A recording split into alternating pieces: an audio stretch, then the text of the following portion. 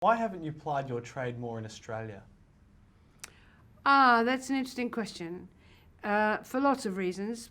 One is your publishing industry, which I'm afraid is in absolute disarray.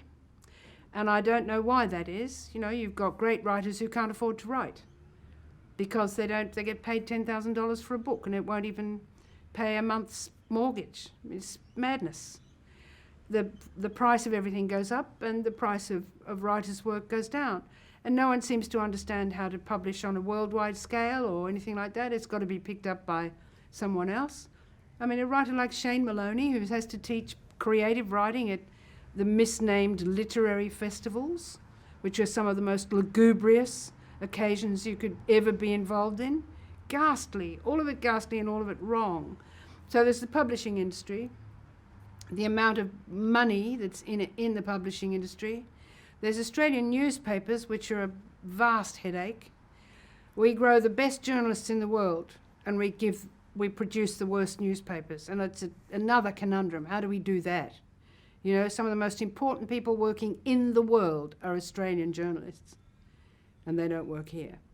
And you have to work out what that's about, what's gone wrong there.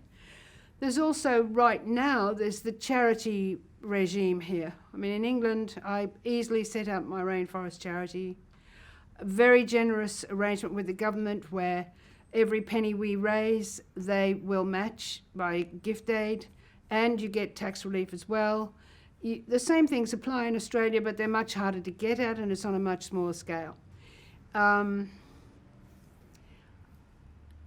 partly it's an accident of history. You know, I went to Cambridge, supposed to do an undergraduate degree, ended up doing a Ph.D, got a job at Warwick, began to work in British television and so on, had relationships, friendships, but still it's true to say that I think is it time to go back to Australia.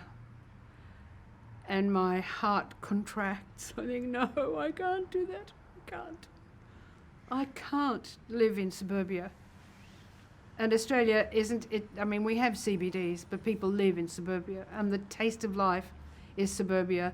And I remember when I was a kid, and I'd stand in the back garden surrounded by fences, and I'd think, there must be life somewhere.